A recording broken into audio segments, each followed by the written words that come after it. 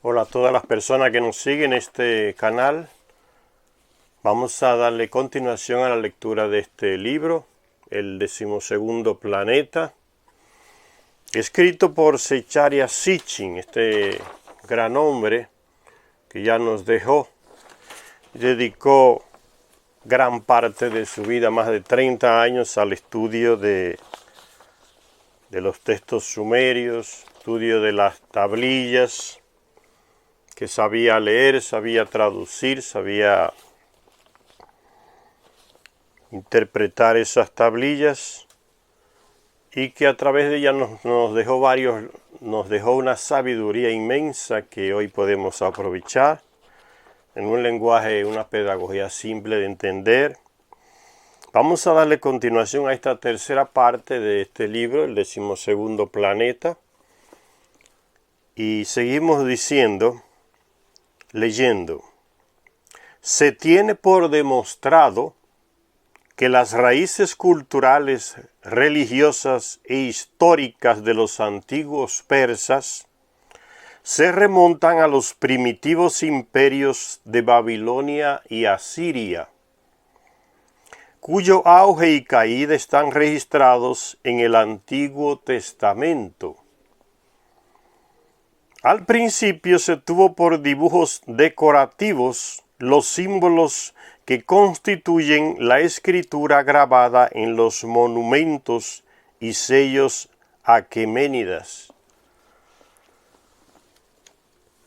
Señores, fíjense lo que son la ignorancia de esos antropólogos europeos, estadounidenses. Llamarle a estos registros históricos cosas decorativas. ¿A quién se le ocurre? ¿En qué cabeza le entra llamarle a esta escritura cuestiones decorativas? Pero eso ya les decía que no se le puede dejar la antropología, la arqueología en manos de esta gente de Europa, estos llamados especialistas europeos o estadounidenses. Al principio se tuvo por dibujos decorativos, tablillas escritos miles de años antes, miles de tablillas para estos arqueólogos, antropólogos europeos. Esos eran dibujos decorativos. Son la misma gente que a todo lo que no entiende le llama leyenda, le llama mito. Y esa mentira se va expandiendo. Zecharia Sitchin se carga en estos libros, en sus libros, casi todos los libros, y por eso siempre cuestionando esos llamados especialistas, expertos. Zecharia Sitchin los critica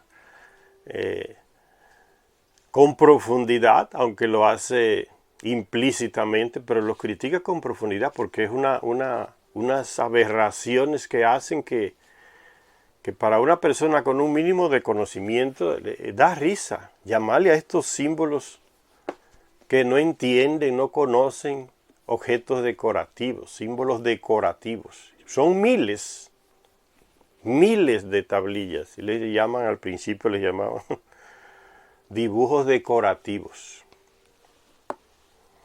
Al principio se tuvo por dibujos decorativos los símbolos que constituyen la escritura grabada en los monumentos y sellos aqueménidas. Y a esa escritura se le llama cuneiforme. Cuneiforme, ¿por qué? Porque parece en forma de cuñas. Están hechos como en forma de cuñas. Cuneiforme. ¿Y quién fue que hizo esa primera comparación? Como que parecen hechos en forma de cuñas. Fue uno de esos escritores, viajantes, médicos, alemán, se llamaba él, un alemán, se llama Engelberto Kempfer. Este señor aquí, Engelberto Kempfer, le llamó a estas, viajando por esos lugares, por ahí, por Siria, por Oriente Medio, territorios que eran del Imperio Otomano y que después fueron tomados por los ingleses. Viajando por esos lugares, él vio esos diseños y dijo, parecen cuneados en forma de cuña. Y después de ese señor dijo eso, pues se quedó ese nombre de escritura cuneiforme. Y ahí viene ese negocio de esa cuestión de escritura cuneiforme. Engelberto Kempfer dice que él visitó Persépolis, la antigua capital persa, en 1686. Engelberto Kempfer viajando por ahí. El tipo tenía dinero para viajar. Engelberto Kempfer, un alemán, viajando por esos lugares, vio esos diseños artísticos que ellos pensaban y le dijo, parecen cuneados, como he dicho, en forma de cuña. Y de ahí le viene el nombre de escritura cuneiforme.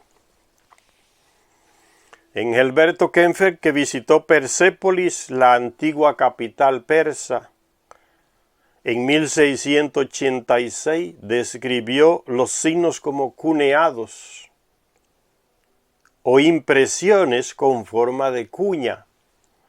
Desde entonces se conoció a esa escritura como escritura cuneiforme. A medida que se fueron descifrando las inscripciones aqueménidas, se fue haciendo evidente que estaban escritas de la misma manera que las inscripciones encontradas en las antiguas obras y tablillas de Mesopotamia. Las llanuras y las tierras altas que se extienden entre los ríos Tigris y Éufrates. Volvemos otra vez a esa región del Oriente Próximo. Toda esta región, se refiere aquí a esta región, a este medio círculo, media luna, aquí toda esta región, Oriente Próximo, donde se descubrieron esa cantidad de miles de tablillas. Y sigue diciendo el libro, intrigado por tan dispersos descubrimientos, otro europeo llamado Paulo Emilio Botta, Paulo Emilio Botta en español, Paulo Emilio Botta, quita el personaje, Paulo Emilio Botta, era un francés, representaba al gobierno francés por esos lugares, Paulo Emilio Botta. Andaban por esos lugares porque tenían dinero para viajar. Dice, Paulo Emilio Botta se puso en camino en 1843 para dirigir la primera excavación arqueológica. Este fue el tipo que comenzó a excavar, el europeo que comenzó, Paulo Emilio Botta, que comenzó a excavar en esos territorios del Oriente Próximo, lo que hoy es Mesopotamia, esos lugares por ahí. Llegó y comenzó a excavar, representaba al gobierno francés, no era un tipo cualquiera, representaba al gobierno francés. Eso quiere decir que son enviados con un objetivo, no es hacer hoyos que van a capturar, conseguir tesoros arqueológicos en otros países. Paulo Emilio Botta se puso en camino en 1843 para dirigir la primera excavación arqueológica, tal como se entiende en nuestros días. Seleccionó un lugar en el norte de Mesopotamia, cerca de la actual ciudad de Mosul. La ciudad de Mosul queda en lo que hoy es Irak, por ahí por el norte de Irak. Ciudad de Mosul, territorio donde residen muchas personas de ese pueblo llamado kurdo, los kurdos, Mosul. Y seleccionó un lugar en el norte de Mesopotamia, cerca de la actual ciudad de Mosul, llamada ahora Jorzabak. Bokta no tardó en establecer que las inscripciones cuneiformes nombraban a aquel lugar como Dur-Sharrukin. Entonces consiguió leer esas inscripciones. Nombraban aquel lugar como Dur-Sharrukin. Eran inscripciones semitas en una lengua hermana de la hebrea. Y el nombre Dur-Sharrukin significaba ciudad amurallada del rey justo. El título que le dieron, ¿quiénes le dieron ese título? En el libro de Enki, ya perdido de Enki, ya veíamos, se lo dieron los Anunnaki, el título al rey. Nombraban el rey, le daban un título al rey. El rey justo, el hombre justo. El rey justo. Ciudad amurallada del rey justo. Nuestros libros de texto llaman a este rey Sargón II. Ciudad amurallada del rey justo. Dur-Sharrukin. Esta ciudad, la capital del rey asirio, tenía como centro un magnífico palacio real, palacio del rey, donde residía el rey, cuyos muros estaban decorados con bajorrelieves. Unos bajorrelieves que, si se hubieran puesto uno detrás de otro, se habrían extendido a lo largo de casi 2 kilómetros. Un trabajo inmenso de esos pintores en esa época, miles de años atrás, para pintar esos bajorrelieves. Dice que llegaban uno detrás de otro a una distancia tan grande que podían casi 2 kilómetros de distancia. Estos cuadros, esos bajorrelieves, esas pinturas. Dominando la ciudad y el recinto real, había una pirámide. Dominando la ciudad, el que vivía en ese lugar controlaba la ciudad, tenía una visión desde arriba de toda la ciudad, dice. Dominando la ciudad y el recinto real, había una pirámide escalonada llamada Sigurat, que servía como escalera hacia el cielo para los dioses. Eso es importante, ese detalle aquí, señores. Una ciudad, tiene un Sigurat, aquí está. Esta es una maqueta que se ha hecho, se actualizó de la ciudad. Dice, dominando todo, aquí está un Sigurat, son 7 pisos. Arriba tiene,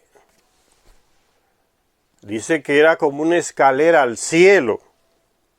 ¿De quién? De los dioses. ¿Quiénes eran llamados de dioses? Los Anunnaki, que tenían naves, podían ir y venir o desplazarse dentro del planeta en sus naves. Y en la ciudad donde estaba el rey había un Sigurat, un Sigurat, donde residía el Anunnaki, que por engañando a los terrestres le hicieron creer que ellos eran los dioses. Normalmente esta era, y aquí se colocaba que dice escalera al cielo, porque era el lugar, el garaje, como decimos hoy, de la nave de ese Anunnaki, de la nave aérea de ese Anunnaki, donde podían ir y venir al espacio. Por eso dice el relato aquí, dice que ese Sigurat dominaba toda la ciudad, incluso al palacio del rey, porque era lo más alto. Una escalera al cielo de los dioses, los Anunnaki, que tenían naves, y engañaron a los terrestres diciéndoles que ellos eran dioses. Los terrestres se lo creyeron. Entonces por eso se dice que es como una escalera al cielo. El garaje, como decimos hoy, donde se posaba la nave ya encima, la nave de ese Anunnaki, y salía de allá a recorrer todos los territorios, sino a ir al espacio también. Por eso se dice entonces, eso quiere decir aquí cuando habla de, había una pirámide escalonada llamada Sigurat, que servía como escalera hacia el cielo, para los dioses, no para los terrestres. El local donde estaba la nave, y de ahí despegaban. Construían ese zigurat y varias ciudades estaban hechas con el mismo modelo. Un lugar siempre para el Anunnaki, un zigurat alto, y de ahí partía y llegaba en su nave. Y sigue diciendo, el diseño de la ciudad y de las esculturas retrataba una forma de vida de grandes magnitudes. Los palacios, los templos, las casas, los establos, los almacenes, las murallas, los pórticos, las columnas, los adornos, las estatuas, las obras de arte, las torres, las rampas, las terrazas, los jardines, todo se terminó en solo 5 años. Según Georges Contenue, en su libro, Georges Contenue era un francés, Georges Contenue, en su libro La vida cotidiana en Babilonia y Asiria, está en español, Georges Contenue, La vida y la obra de Babilonia y Asiria. La vida cotidiana, la vida y la obra, no, la vida cotidiana, Babilonia y Asiria, Georges Contenue. El libro está en español. Dice, según ese libro, la imaginación se tambalea ante la fuerza potencial de un imperio que pudo hacer tanto en tan breve lapso de tiempo, hace unos 3000 años. Para no ser menos que los franceses, ¿a quién se está refiriendo aquí el libro? Aquel Paulo Emilio Botta, que fue enviado por el gobierno, representaba al gobierno francés, el arqueólogo, que fue a excavar, a desenterrar aquellos tesoros. El arqueólogo, Paulo Emilio Botta, francés. Entonces los ingleses también entraron en la onda, para no quedarse atrás, eso es lo que está diciendo Sichin. Para no ser menos que los franceses, los ingleses aparecieron en escena. Parecen moscas atrás de la miel, descubren tesoros arqueológicos, ahí van. Los europeos tienen esa manía, ¿no? Los estadounidenses también, que son la misma raza. Donde descubren tesoros arqueológicos aparecen corriendo. Una cantidad de supuestos especialistas y arqueólogos representan a sus gobiernos y a instituciones privadas de sus gobiernos también, o a instituciones privadas que tienen dinero. Dice, para no ser menos que los franceses, los ingleses aparecieron en escena en la persona de Sir Austin Henry Layard, representando a la reina Victoria. Austin Layard, tenía el título de Sir Austin Layard. Apareció por allá también a seguir excavando en esa región de Oriente Medio que, como dije antes, pertenecía al Imperio Otomano. Cuando este decayó, los ingleses llegaron y se apropiaron, se les partieron el pastel de un imperio que ya estaba débil, Imperio Otomano. Entonces llegaron los ingleses y franceses a lucrar por ahí. Por eso Palestina y esos lugares pasó a ser parte de Inglaterra. Antes era de los otomanos. Se las repartieron todos los territorios. ¿Quién se los dio? Nada, se los robaron. Hay que usar las palabras correctas porque los libros de historia siempre están queriendo perfumar lo que hiede. En esos libros de historia llegaron a robar territorios que era de otomano, ahora es de nosotros. Y para refinar dicen conquistadores. Y otros peor le llaman civilizadores, imagínense. Para no ser menos que los franceses, los ingleses aparecieron en escena en la persona de Sir Austin Henry Layard, que estableció su lugar de trabajo al lado del río Tigris, al lado del río Tigris, estableció su lugar de trabajo. Estaban todos en la misma zona. Estaban aquí en Oriente Medio todos. Por aquí, por el Tigris. Aquí está Babilonia en medio del Tigris y el Éufrates. Entonces, por aquí se establecieron todos en este valle por aquí, entre el Tigris y el Éufrates, a excavar. Porque por ahí estaban las ciudades que habían sido fundadas por los Anunnaki, las ciudades más antiguas de esta humanidad que conocemos. Entonces, ahí aterrizan estos señores de Europa, que estableció su lugar de trabajo Tigris abajo, o sea, la parte baja del río Tigris, lo que hoy es Irak, a unos 16 kilómetros de Jorzabad, donde estaba el otro francés, el Pablo Emilio Bocta.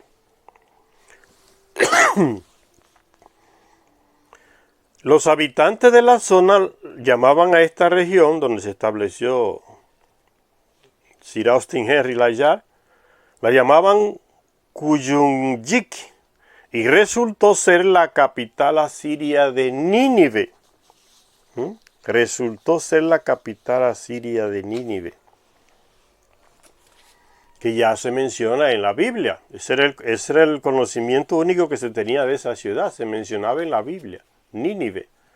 ¿Recuerdan en los libros del Antiguo Testamento, aquel profeta Jonás que fue tragado por una ballena y lanzado allá en las costas de lo que hoy por ahí es el Líbano, para que se fuera allá a Nínive? Lo dejó bien lejos el pez ese. Si es que fue verdad que lo dejó un pez. Lo dejó bien lejos porque tuvo que caminar en montañas y montañas para llegar a Nínive. Dice que el tal Yahvé lo agarró y le dijo, vete allá y predica. Y el hombre cogió el camino contrario. Y la ballena dice que la envió tal fulano, dice que fue y lo vomitó allá en las costas del Líbano, por ahí, para que se fuera montaña arriba hasta Nínive a predicar. Entonces aparece ese nombre de Nínive en el Antiguo Testamento. Los nombres y los sucesos bíblicos comenzaban a recobrar vida. ¿Por qué? Porque no se había visto esa mención en otros lugares, en otros textos de Nínive, solo en los libros de la Biblia, el Antiguo Testamento. Los nombres y los sucesos bíblicos comenzaban a recobrar vida. Nínive fue la capital real de Asiria, bajo el mandato de sus tres últimos grandes soberanos. Primero es Senaquerib, segundo Azaradón y el tercero Asurbanipal. En el año 14 del rey Ezequías subió Senaquerib, eso dice el texto de la Biblia, el Antiguo Testamento, en el segundo libro de Reyes, capítulo 18, verso 13. Dice, en el año 14 del rey Ezequías, subió Senaquerib, rey de Asiria, contra todas las ciudades fortificadas de Judá. Dice el Antiguo Testamento en esa cita, segundo libro de los Reyes, capítulo 18, verso 13. Y cuando el ángel del Señor acabó con su ejército, Senaquerib partió y volviéndose se quedó en Nínive.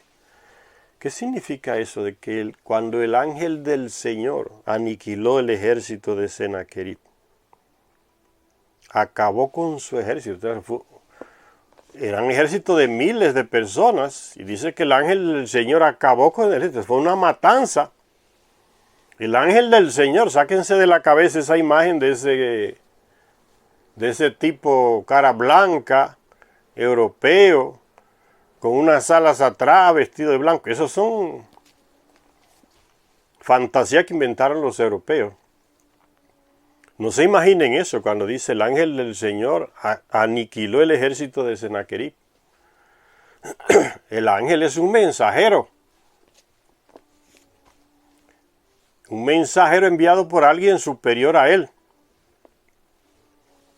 Dice que era al servicio del tal Yahvé. Y recuérdense que la Biblia manipula todo y cuando se habla de dioses coloca Yahvé.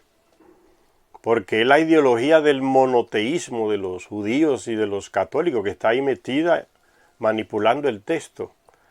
Cuando dice Yahvé hay que entender otra cosa, ir a los textos originales, como hace Zecharia Sitchin. Se fue al original hebreo para ver el significado verdadero. Cuando dice Yahvé hay que interpretar otra cosa, que lo envió Yahvé. Y recuérdense que Yahvé era un guerrero.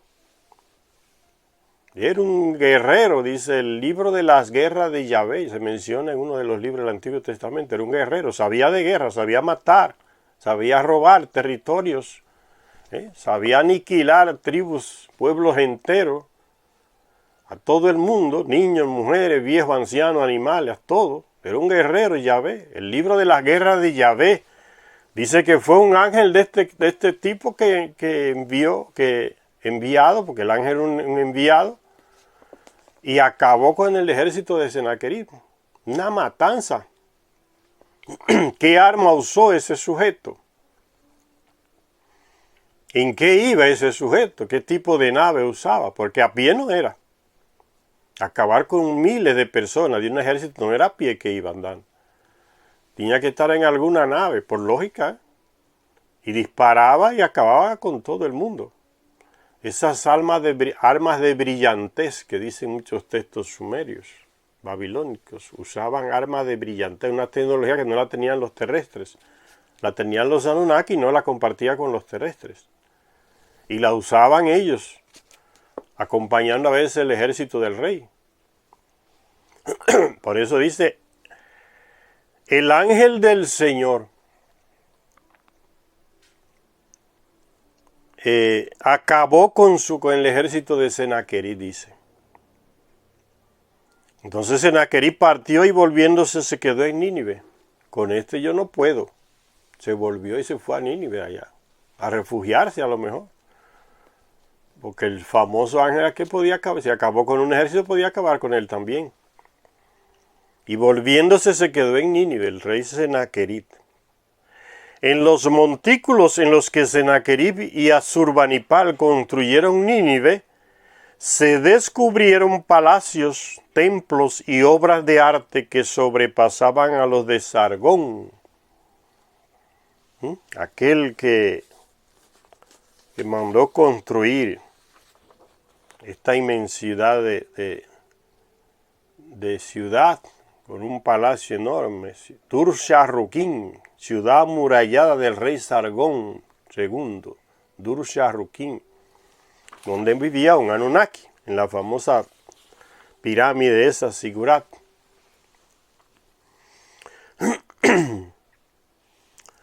Y entonces sigue diciendo que sobrepasaba. Dice, Nínive sobrepasaba a esta ciudad de Sargón. Sobrepasaba en majestuosidad, en grandeza. Entonces imagínense qué inmensidad, qué maravilla arquitectónica sería esa ciudad de Nínive. Sennacherib se volvió a Nínive y se quedó allá. Entonces dice que en los montículos donde se construyó Nínive, construida por estos dos reyes, Sennacherib y Asurbanipal, se descubrieron palacios, templos y obras de arte que sobrepasaban a los de Sargón. Pero no se ha podido excavar la zona en la que se cree que se encuentran las ruinas de los palacios de Asaradón, el tercer rey de Nínive. ¿Por qué no se ha podido excavar? Porque en ese mismo lugar se erigió una mezquita de los musulmanes y no dejan entrar a ningún arqueólogo europeo o estadounidense. No lo dejan entrar. O alemán. Nada de esos europeos pueden entrar a profanar esa mezquita. Dice, se erige allí una mezquita musulmana donde se supone que está enterrado el profeta Jonás, aquel que fuera tragado por una ballena por negarse a llevar el mensaje de Yahvé a Nínive. En las antiguas, esa mezquita queda por ahí entre Siria y... allí que corresponde al territorio de Siria y ahora Turquía la reclamó y se la llevó para allá, invadió ahí territorio de Siria, ese Erdogan de Siria, actual presidente de Siria, y llevó el monumento, pasó para el lado de Turquía. El templo de la tumba del profeta Jonás, me parece que es por ahí. En las antiguas crónicas griegas, Layar, ¿recuerdan a Layar? El inglés que fue a hacerle competencia a aquel francés Paulo Emilio Botta, a practicar la arqueología por ahí. Cuando yo digo practicar la arqueología, recuérdense que esos famosos arqueólogos europeos llegaban a descubrir tesoros arqueológicos, pero no para dejárselo al país ahí, para llevárselo a Europa. Y eso era un gran tesoro. Eso era parte de la riqueza del rey o de la reina Victoria en Inglaterra o el rey en Francia. Y la oligarquía, como diríamos actualmente, o la realeza que tenía dinero para financiar esos tipos ahí y llevarse esos tesoros para allá.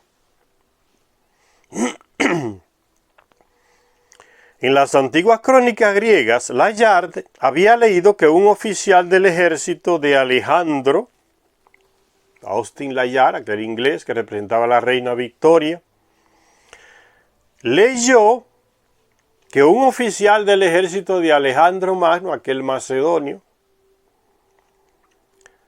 había visto un lugar de pirámides y ruinas de una antigua ciudad. Una ciudad que ya estaba enterrada en tiempo de Alejandro Magno. Layard la desenterró también y resultó ser Nimrud, el centro militar de Asiria. Fue allí donde Salmanasar II, un rey, levantó un obelisco en memoria de sus expediciones y conquistas militares. ¿Sí? El inglés antropólogo, arqueólogo, fue allá y desenterró esa ciudad, Nimrud, centro militar de Asiria, y ahí encontró un obelisco de piedra. Un obelisco, un monumento de piedra que es alto, puede tener 3 metros, 2 metros, 7 metros, 9 metros. Y el Layard, el inglés ese representando a la reina Victoria, fue allá y desenterró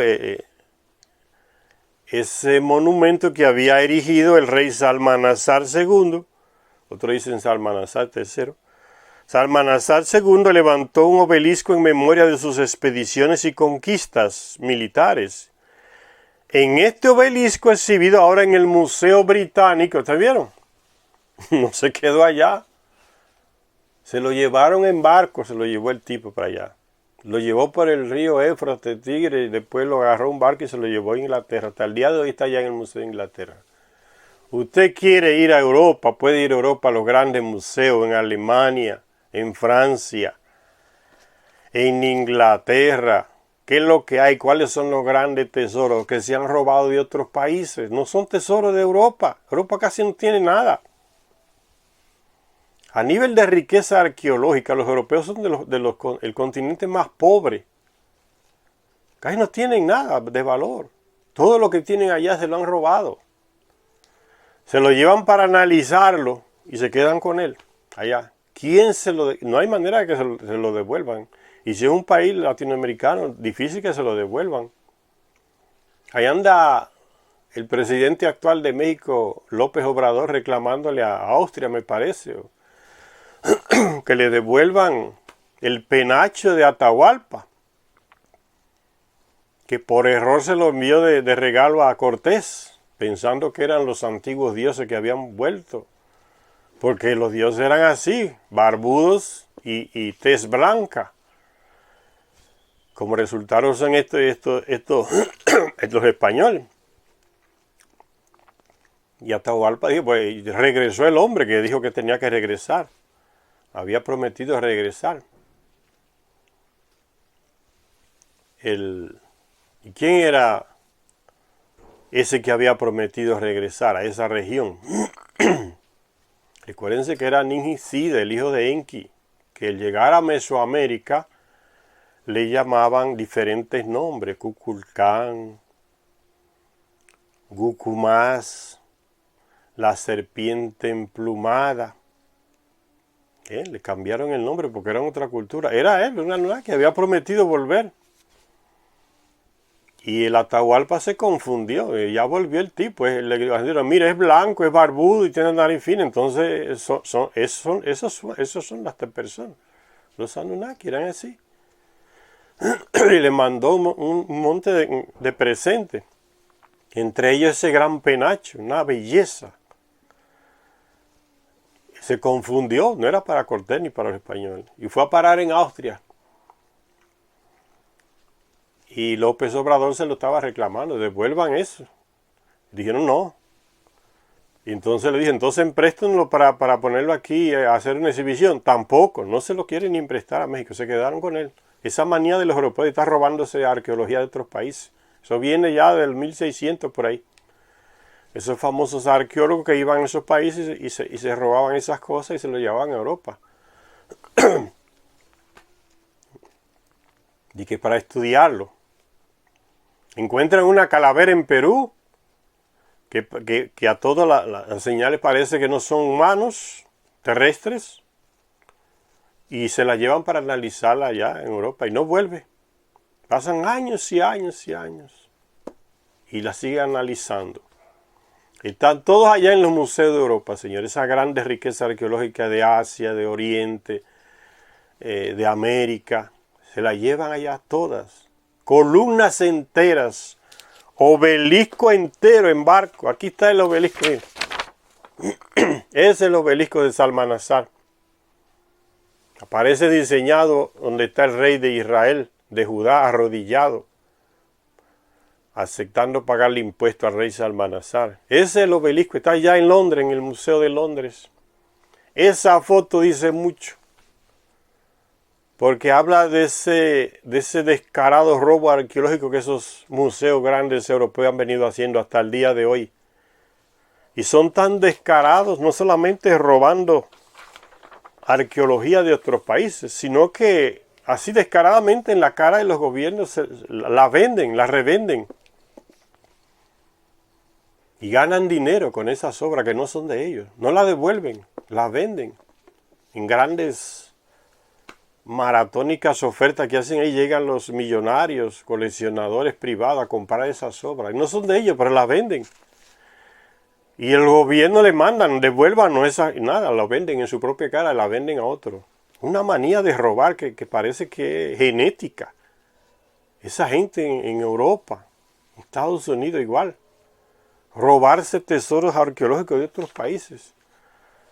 Y lo justifican ideológicamente, le van metiendo a la gente que eso es normal. Vean las películas de Indiana Jones, ¿qué es lo que hace ese tipo? Robar arqueología de otros países.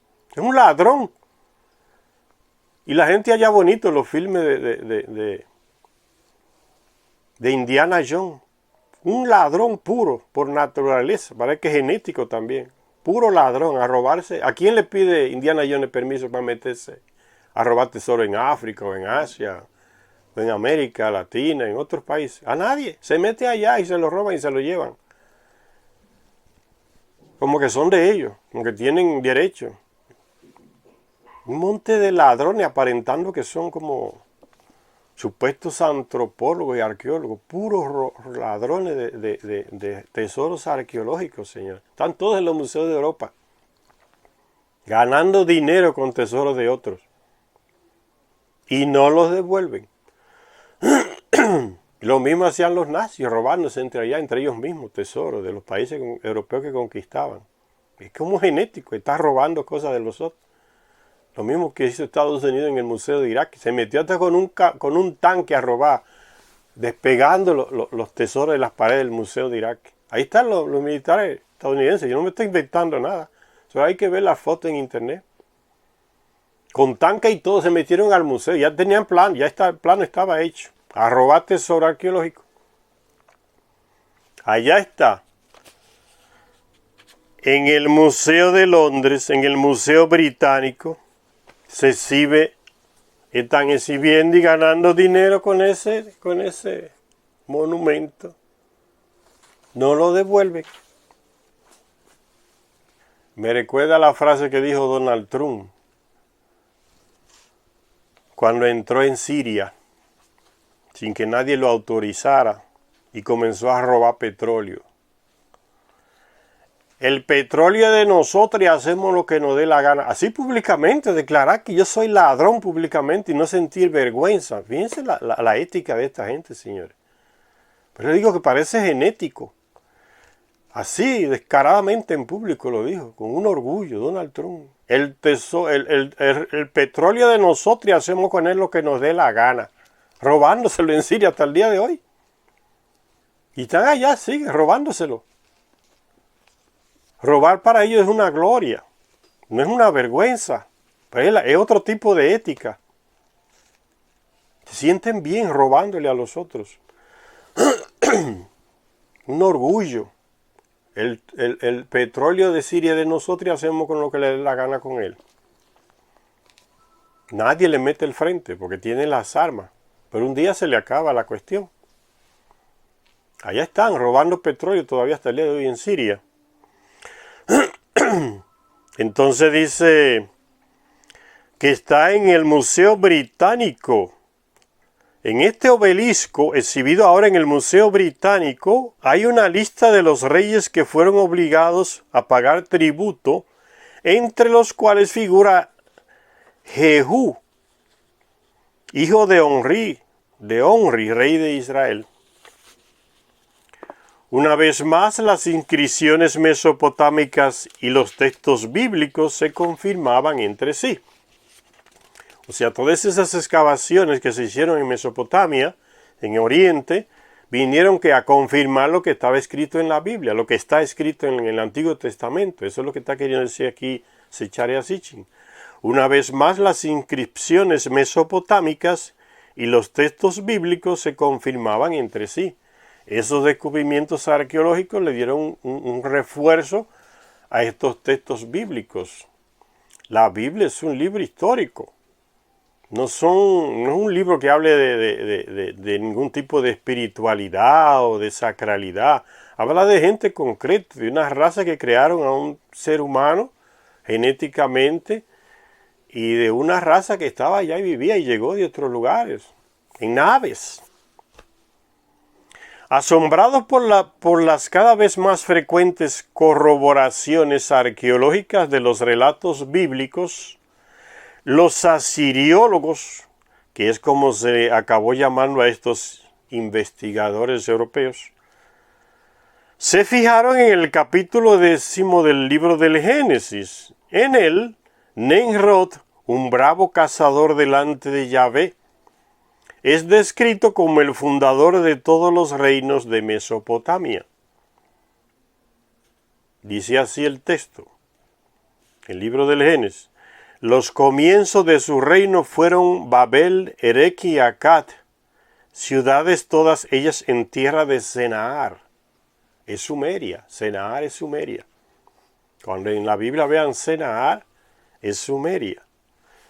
Hay un hecho que se menciona en el libro de Josué, que estaba por esos lugares, por ahí también, robando y conquistando territorio, y después hicieron una matanza enorme por ahí, destruyeron una ciudad, un anatema, mujeres, niños, jóvenes, todos, mataron a todo el mundo, animales, unos soldados, como siempre hacen los soldados, tienen la verdad de estar robando cosas también y mintiendo.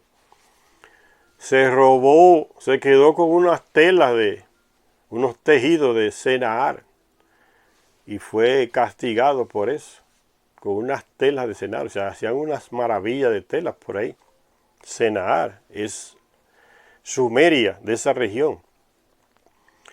De aquella tierra procedía Asur, que edificó Nínive, una ciudad de amplias calles, Calaj y Resén, la gran ciudad que está entre Nínive y Calaj, Resén. Y lo cierto es que había montículos entre Nínive y Nimrud, a los que los lugareños llamaban Calaj. Entre 1903 y 1914, varios equipos dirigidos por W. André. Yo tenía la foto de ese tipo por aquí. ¿Dónde lo dejé? No me recuerdo ahora. La perdí. Otro europeo de esos que vinieron de por allá. Que fueron a capturar. No la tengo disponible aquí ahora. Ese tal W. André. Excavaron varios equipos dirigidos por él.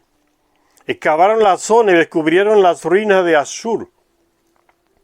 De todas las ciudades asirias mencionadas en la Biblia, Asur es el centro religioso de los asirios, además de su capital más antigua.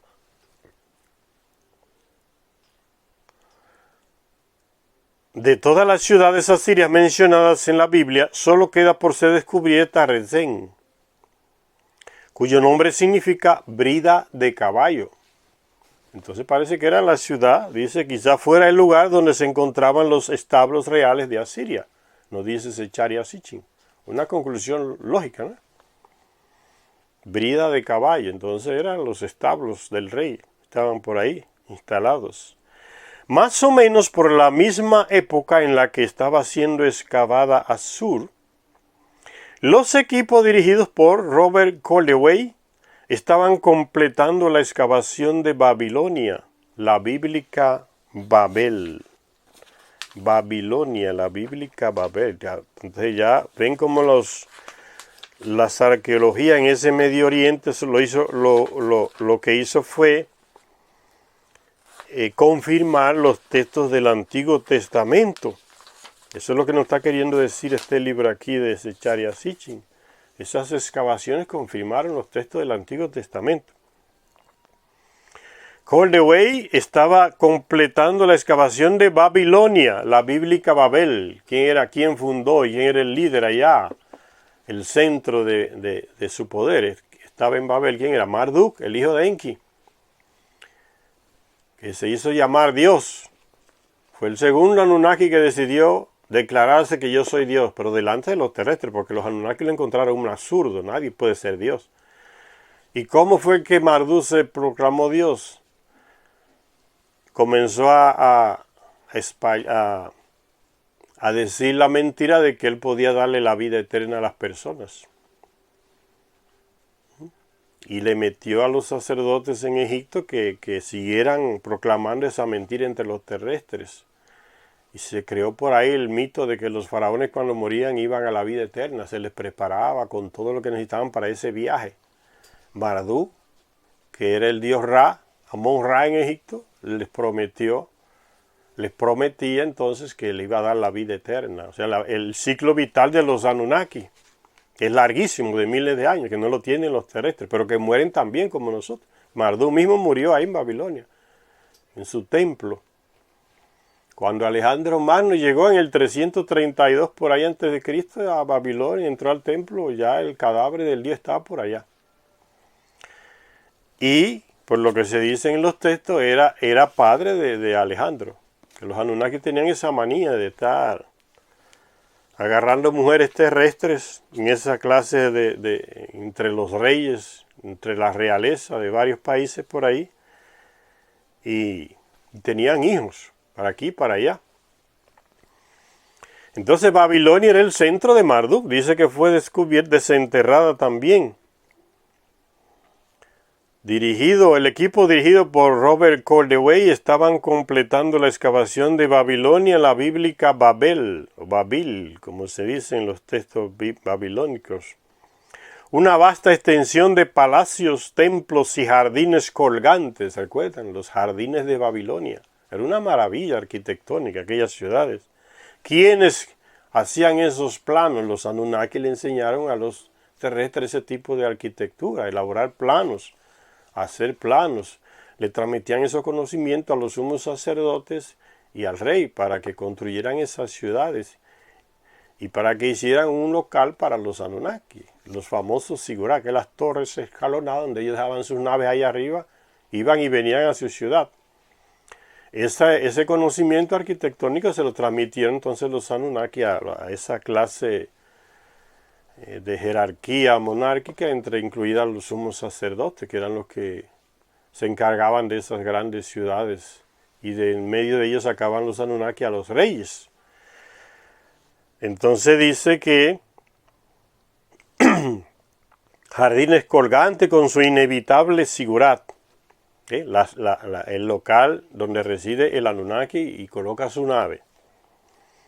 Y no pasó mucho tiempo antes de que algunos objetos e inscripciones desvelaran la historia de los dos imperios que habían competido por el control de Mesopotamia. ¿Cuáles eran? Babilonia y Asiria. Habían competido por el control de la Mesopotamia, Babilonia y Asiria, el control de toda esa región. Babilonia y Asiria se peleaban entre los dos para conquistar todos esos territorios, Oriente Próximo. Y hasta el día de hoy, señores, siguen la guerra en esos territorios. Dice que, y no pasó mucho tiempo antes de que algunos objetos e inscripciones desvelaran la historia de los dos imperios que habían competido por el control de Mesopotamia, la tierra entre el río Tigris y el Éufrates. Babilonia y Asiria, uno en el sur y otro en el norte.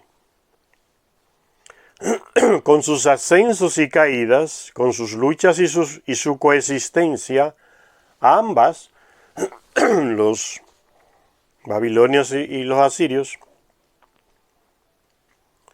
conformaron lo más elevado de la civilización a lo largo de unos 1500 años, surgiendo las dos a la luz alrededor del 1900 a.C.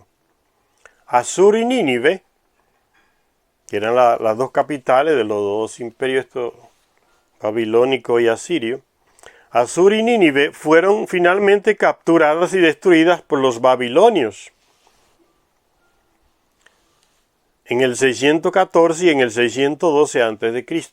Entonces, los babilonios capturan a estos dos grandes imperios. Asur y Nínive fueron finalmente capturadas y destruidas por los babilonios en el 614 y en el 612 a.C.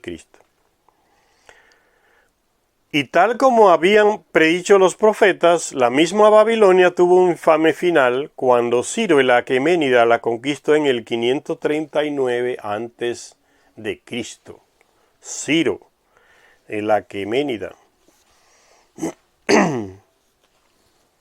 Sigue diciendo, aunque fueron rivales a lo largo de toda su historia, sería difícil destacar diferencias significativas entre Asiria y Babilonia. Cuestiones culturales como materiales.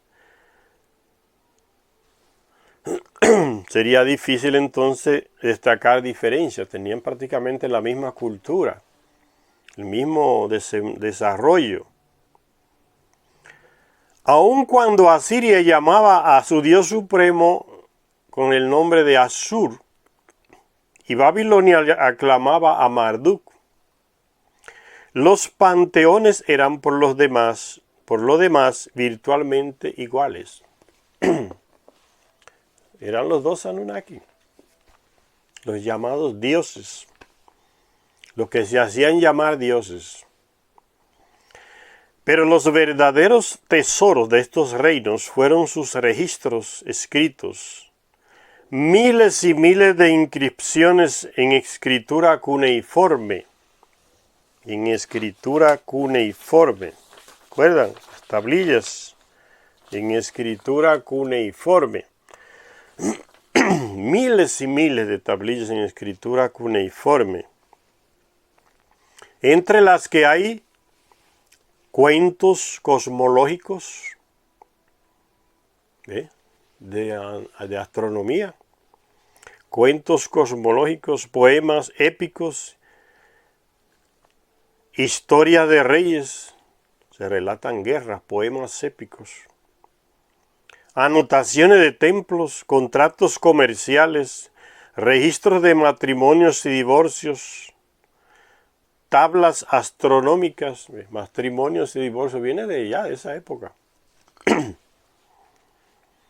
Contratos, predicciones astrológicas, fórmulas matemáticas, listas geográficas, textos escolares de gramática y vocabulario, y los no menos importantes textos donde se habla de los nombres, la genealogía, los epítetos, las obras, poderes y deberes de los dioses, los Anunnaki, señores. El lenguaje común que formó el lazo cultural, histórico y religioso entre Asiria y Babilonia era el acadio, el reino de Akkad.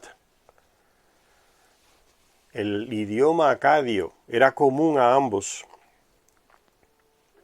El lenguaje común que formó el lazo cultural, histórico y religioso entre Asiria y Babilonia era el acadio, la primera lengua semita conocida, semejante, aunque anterior al hebreo, el arameo, el fenicio y el cananeo, semejante, aunque miles de años nació primero que estas otras lenguas. Pero los asirios y los babilonios nunca afirmaron haber inventado su lengua o escritura, nunca. Eso nos dice Zecharia Sitchin, no se encontró ningún texto hasta hoy que justifique en donde los asirios y los babilonios hayan escrito que haber inventado esa lengua, lengua acadia. De hecho, en muchas de sus tablillas hay una nota final en la que se dice que ese texto es una copia de un original más antiguo. Entonces, ¿quién inventó la escritura cuneiforme y desarrolló aquella lengua con su precisa gramática y su rico vocabulario? ¿Quién escribió esos originales más antiguos? ¿Y por qué tanto asirios como babilonios llamaban a su idioma acadio? Los sumerios, señores, ahí inició todo. Los sumerios, quienes crearon las lenguas. Recuerden, cuando comenzaron a salir las lenguas distintas, ¿quién ordenó eso? Enlil, para dividir a los terrestres, que no se pudieran unir en proyectos contra ellos, que pusieran en peligro el poder, la supremacía de los Anunnaki, la supremacía de los pocos sobre los muchos. Le confundió las lenguas, la Torre de Babel, aquel acontecimiento de la Torre de Babel, la torre de lanzamiento que Marduk y sus seguidores construyeron ahí en Babilonia, en Babil, la ciudad de Marduk, a lanzar a naves de ahí. Y Enlil se la destruyó, la mandó que se la destruyeran, con ataques nucleares. La confusión de las lenguas. Entonces los sumerios, de ahí de la cultura sumeria que llegan esas lenguas, esos se originan, le dio lengua a cada región, a cada pueblo diferente, dice, por mandato de Enlil. Y Enki colaboró para que cada pueblo, cada región tuviera una lengua distinta. Entonces viene de ahí, de los sumerios, la cultura sumeria, desarrollada por los Anunnaki, que desapareció con aquel ataque nuclear del calvo Nergal, aquel hijo de Enki, el dios Nergal, que tenía sus dominios allá en el sur de África, y que muchos medios locos en internet dicen que era el dios del submundo, del mundo de los muertos. ¡Cuánta ignorancia, señores! Del mundo inferior, lo confunden con el submundo de los muertos, el dios Nergal. El calvo, Nergal era calvo, lo dicen los textos sumerios, era calvo. La calvicie no viene de ellos también. Allá en el sur de África estaba controlando con unos aparatos que le dio su padre Enki el deshielo que estaba sucediendo en la Antártida y que después provocó el diluvio, el Nergal, el calvo, hijo de Enki. Entonces viene de ellos, de los sumerios, esos lenguajes. Por eso Zecharia Sitchin hace las preguntas. ¿Por qué tanto asirio como babilonios llamaban a su idioma acadio? Nunca dijeron que fueron ellos que crearon ese idioma. La atención se concentró una vez más en el libro del Génesis. Vuelve otra vez entonces el texto bíblico a confirmar la arqueología. La atención se concentró una vez más en el libro del Génesis, donde dice, los comienzos de su reino fueron Babel, Erech y Akkad. Akkad, de veras existió una capital real anterior a Babilonia y a Nínive, llamada Akkad. Existió. Está en los textos sumerios babilónicos, Akkad. Un gran reino que se formó donde se unieron la parte norte y la parte sur de Sumeria. Las ruinas de Mesopotamia han aportado evidencias concluyentes de que realmente hubo una vez un reino llamado Akkad, establecido por un soberano mucho más antiguo que se llamaba a sí mismo Sharrukin, que significa, que es un título, significa soberano justo. Recuérdense en el libro perdido de Enki, los títulos que les daba el Anunnaki encargado de esa ciudad concreta al rey que colocaba ahí. Le daba un título. Soberano justo, Sharrukin. En sus inscripciones decía que su imperio se extendía por la gracia de su dios Enlil. Estaba en el Edín, la región de Enlil, ese Medio Oriente ahí. Esa era la primera región. Por eso les leí, en primer lugar, el libro perdido de Enki, que es como la base de todos estos otros libros que escribe Zecharia Sitchin. Por eso lo leímos primero, el libro perdido de Enki. Ya se habla de estas cosas. Dice que su reino, el reino de Akkad, el rey Sharrukin, hombre justo. Su reino se extendía, soberano justo, decía el rey justo, soberano. En sus inscripciones decía que su imperio se extendía por la gracia de su dios Enlil, desde el mar inferior hasta el mar superior. Y alardeaba de que en los muelles de Akkad amarraban naves de distintas tierras. El imperio acadiano desde el mar inferior hasta el mar superior. Mar inferior, Golfo Pérsico. Mar superior, mar Mediterráneo. ¿Está bien? Mar Mediterráneo, aquí está, mira. Mar inferior, Golfo Pérsico. Mar superior, mar Mediterráneo. Toda esta línea amarilla aquí. El reino de Akkad. Por eso él dice, se extendía desde el mar inferior hasta el mar superior. Desde el Golfo Pérsico hasta el Mediterráneo, mar superior. Toda esta zona amarilla aquí. El reino de Akkad, el imperio acadiano. Desde el mar inferior hasta el mar superior. Para que nos situemos geográficamente. Y alardeaba de que en los muelles de Akkad abarraban naves de distintas tierras. Distintas tierras. ¿Por dónde andaban ya esas naves creadas por los sumerios y esas culturas que vinieron después? ¿Por dónde andaban? ¿Será que llegaron hasta por acá? Dice que sí. Hay unos mapas antiguos por ahí donde se habla ya hay señales, monolitos pequeños de aquí en América, en el norte de Brasil. En el nordeste de Brasil por ahí se ha encontrado, en el norte por ahí se ha encontrado monolitos pequeños de piedra con inscripciones sumerias. Inscripciones hebreas, donde dice que lo que llamamos de fenicios llegaban hasta por aquí. Somos fenicios, descendientes de hijos de Canaán. Hay unas inscripciones que se han encontrado en el norte de Brasil, con letras hebreas que ya se han interpretado. Somos los hijos de Canaán. Éramos mujeres y hombres, y muchas mujeres murieron en la travesía. Y hemos llegado aquí. Esas cosas se esconden, pero están. Señales físicas, palpable de que se navegaba ya por estos continentes y ciudades que se han encontrado en el Amazonas brasileño, con columnas iguales a aquellas de los sumerios, parecida con la de los griegos, que copiaron de los egipcios, de los sumerios también. Toda esa arquitectura viene de Sumeria. Ciudades enormes que se han encontrado. Inmediatamente llegan los militares y rodean y esconden todo. Y amenazan a cualquiera que hable de esa ciudad que encontró. O que diga la ubicación. Inmediatamente. ¿Quién está detrás de ese control? Grandes potencias, que son las que forman a los militares casi de todos los países del mundo.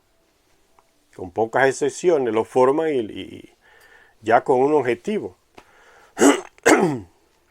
Esos son los títeres de los militares de los grandes países, los militares de nuestros países, todos son formados por ellos. Inmediatamente llegan, acordonan el local, lo esconden, destruyen cualquier material que haga referencia a ese local encontrado. Ciudades en el Amazonas brasileiro, con columnas, ya andaban por acá, los llamados fenicios. Y alardeaba de que en los muelles de Akkad amarraban naves de distantes tierras. Los estudiosos se quedaron petrificados. Mira, la crítica de Sechaira Sitchin, como le dije, siempre anda criticando a los estudiosos y a los expertos. Una crítica solapada, pero la crítica al fin. Aquí dice, miren, los estudiosos se quedaron petrificados. Son los estudiosos y los expertos, pero se quedaron petrificados, o sea, muestran su ignorancia. Se habían encontrado con un imperio mesopotámico en el 3.000 milenio antes de Cristo. 3.000 años antes de Cristo. Un imperio. Aquello significaba un salto hacia atrás de unos 2.000 años. Desde el Sargón asirio de Dur-Sharrukin al Sargón de Akkad. Va más atrás la cosa. El Sargón Sharrukin no era el más antiguo. Va más atrás. Y sigue más atrás que termina en los sumerios. Ahí fue el inicio. Y encima los montículos que fueron excavados sacaron a la luz literatura y arte, ciencia y política. ¿Ve? Esas cosas no son de ahora, no las crearon los europeos. La astronomía, la ciencia, la política, la matemática, eso vino de Sumeria, todo. Esa ciencia que tenemos hoy. ¿Y de dónde la sacaron los sumerios? De los Anunnaki. Conocimiento que nos lleva miles y miles de años por delante. Entonces el que lee estos libros, como yo les dije, el que lee estos libros de Secharia Sitchin, cuando los lee no se asombra de las cosas, sino que descubre la verdad. Uno le entra una serenidad. Todo viene de allá de los sumerios que fueron enseñados por los Anunnaki. Se descubre una nave, unas piedras antiguas, una tecnología antigua. No se asombra el que ya tiene el conocimiento. ¿Por qué? Porque sabe de dónde viene la cosa. ¿Quién es que se aterroriza, como ya les decía en videos anteriores? Cuando ve lo nuevo, le entra miedo. El ignorante, porque no tiene la sabiduría, el conocimiento. Dice... Y encima los montículos que fueron excavados sacaron a la luz literatura y arte, ciencia y política, comercio y comunicaciones. Toda una civilización, mucho antes de la aparición de Babilonia y Asiria, más antigua. Obviamente aquella era la civilización predecesora y origen de las posteriores civilizaciones mesopotámicas. Asiria y Babilonia no eran más que ramas del tronco acadio.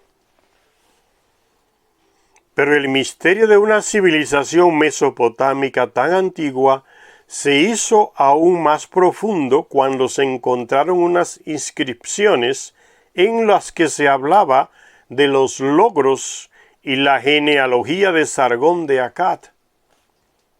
En ella se decía que su título completo era Rey de Akkad, Rey de Kis. ¿Recuerdan Kis? En el libro anterior que leímos, el libro perdido de Enki, Kis, la primera ciudad ahí en la región del Nil, en Mesopotamia, a la que se le dio el reinado. El primer rey terrestre, los Anunnaki lo eligieron ahí, lo nombraron en Kis, la primera ciudad del trono, los Anunnaki nombraron ahí. ¿Quién fue que la nombró? Ninurta, el hijo del Nil. Estaba en la región del Nil, la región del Sinaí, ahí, Mesopotamia. Kis, la ciudad del trono, la primera ciudad. Ahí nació la monarquía en este mundo, en esta humanidad de la que formamos parte. La monarquía se originó en Kis.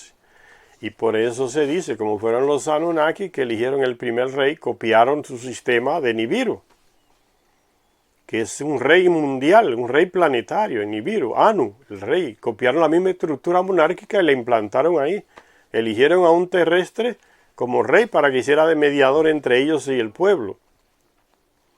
Y lo sacaron de ese sumo sacerdote, esa oligarquía que ellos formaban y le daban conocimientos. De ahí salían los reyes. Entonces sacaron ese rey ahí, lo nombraron en Kisis. El origen, el primer reino en la tierra fue Kisis. Y entonces mira, aquí se menciona Kis o Kisis. Muchos investigadores dice, pero el misterio de una civilización mesopotámica tan antigua se hizo aún más profundo cuando se encontraron unas inscripciones en las que se hablaba de los logros y la genealogía de Sargón de Akkad. En ellas se decía que su título completo era Rey de Akkad, Rey de Kis. Y se expresaba que antes de ascender al trono había sido consejero de los soberanos de Kis. ¿Acaso hubo, pues, se preguntaron los estudiosos, un reino, el de Kis, aún más antiguo que el de Akkad? Y una vez más los versículos bíblicos fueron significativos. Cus engendró a Nimrod, que fue el primero que se hizo prepotente en la tierra. Los comienzos de su reino fueron Babel, Eret y Akkad. Cus engendró a Nimrod. Nimrod era otra ciudad, no era un guerrero. Era una ciudad. Kis es Cus, en la Biblia, Cus. Muchos investigadores han especulado con la posibilidad de que Sargón de Akkad fuera el bíblico Nimrod. Si en los versículos de arriba uno lee Kis en vez de Cus, dice el texto bíblico, Cus engendró a Nimrod. No está hablando de personas, señor. Está hablando de reinos. Cus engendró a Nimrod, que fue el primero que se hizo prepotente en la tierra.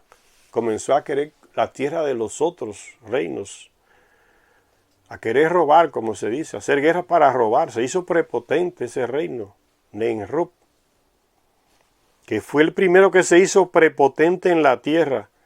Y los comienzos de su reino fueron Babel, Erech y Akkad. En el libro perdido de Enki aparece, Señor, es eso aquí que estamos hablando. Entonces, si usted cambia a Cus por Kis, Cus dice la Biblia, entonces le coloca Kis, como dicen los textos babilónicos sumerios, va a ver que se refiere a la misma ciudad. La primera ciudad del trono. Muchos investigadores han especulado con la posibilidad de que Sargón de Akkad fuera el bíblico Nimrod. Si en los versículos de arriba uno lee Kis en vez de Cus, daría la impresión de que Nimrod había sido precedido por Kis. ¿Qué es lo que se dice de Sargón? Los estudiosos comenzaron entonces a aceptar literalmente el resto de las inscripciones. él derrotó a Uruk y echó abajo sus murallas. Venció en la batalla con los habitantes de Ur. Conquistó todo el territorio desde Lagaz hasta el mar. ¿No sería la bíblica Erech idéntica a Uruk? Eso es, si Zecharia Sitchin se pregunta. Ya sabe, leyó los textos antiguos. ¿No sería la bíblica Erech idéntica a la Uruk de las inscripciones de Sargón? La bíblica Erech, o sea, en la Biblia se le dice Erech, que en los textos babilónicos sumerios es Uruk, Unuki, la ciudad que se le dio a Inanna, donde se le había construido para Anu cuando visitó la tierra con su esposa, el rey de Nibiru, Unuki, Uruk, y en la Biblia Erech, están refiriéndose a la misma cosa, señores. Por eso leímos primero, les repito, el libro perdido de Enki. Kis en vez de Cus. ¿No sería la bíblica Erech, en la Biblia que se le llama Erech, idéntica a la Uruk de las inscripciones de Sargón? Y cuando se excavó un lugar llamado Huarca en la actualidad, ese resultó ser el caso. La Ur relacionada con Sargón no era otra que la bíblica Ur. Coinciden.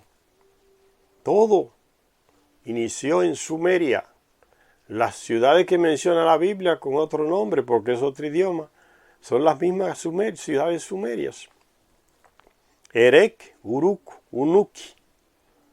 Ur, igual, en Sumeria, Ur, de donde salió Abraham, que le servía con su padre a Enlil, en su templo, en Uruk, en Ur.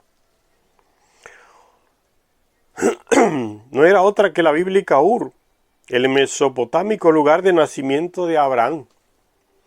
Los descubrimientos arqueológicos no solo reivindicaban las crónicas bíblicas, sino que también parecían asegurar que tenía que haber habido reinos, ciudades y civilizaciones en Mesopotamia aún antes del tercer milenio antes de Cristo.